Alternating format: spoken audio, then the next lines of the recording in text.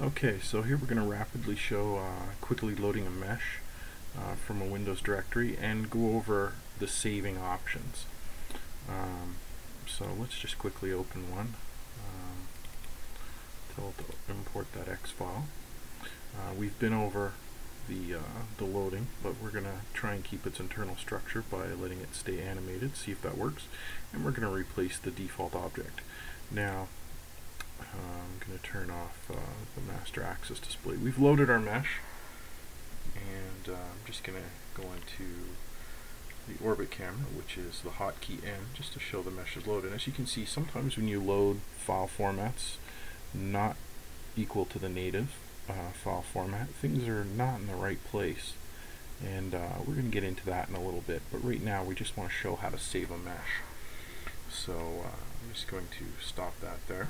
First thing you're going to want to do is go up into your save options. Now, some people have been telling me that this has been setting itself to 0 on the first run, the first time you run it, and that may be, you want to make sure there's a number of UV sets that at least covers what your mesh should have. Now, if you've built the mesh, you're going to know what it is. Most cases, 3 is more than enough.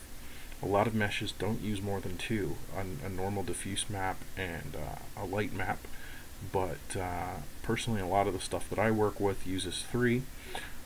In nuclear fusion, you should go only about as high as 5, because above 5 is going to be used for some other stuff regarding shaders internally in the engine, according to Nuclear Fusion's maker.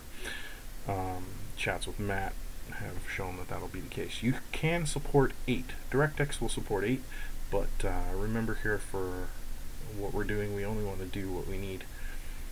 So here we go. It's a .x file. It's not an N3D file yet, so we're just going to click save, and it's going to tell you must save as at least once first when you're not working with an N3D file. Otherwise, it's going to try and overwrite it, and you're going to see this here.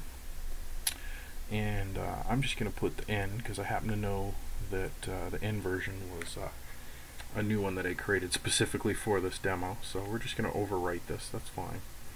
And go ahead and hit save. Now it's going to say, are you sure you really want to save this there? The file exists. I mean, nice little safe reminder. We're going to say yep, and yes, we want it to collect all the textures and put it in the directory. That's great if you've been working on a project that has textures spread all over your drives. If you're like me, you might have 4 or 5 external drives that have a couple gigs of media on them, and you've created your project over a couple weeks, and you might not remember where all those textures have been pulled from. You don't have to. P3D is going to know it and going to put it where it needs to be when you do your export. So hit yes, and it's done. You'll notice the file is changed up here. You're now working with an N3D file. So if you were to simply hit save now instead of save as, it will actually say that it is an N3D file and can be saved. It's going to tell you the name, including the path, but it's also going to tell you this file is going to be overwritten, and then it's going to say, do you want to send the textures again? That's kind of important because you might have updated those textures in an external package at some point while you were editing in here, so you might just want to say yes anyhow. And done. It's that simple. You can reload it. You can use, let's just use the quick open. We're going to use, just for fun, I'm actually going to do it as a normal load, and we're going to load, there's the file we made. Okay.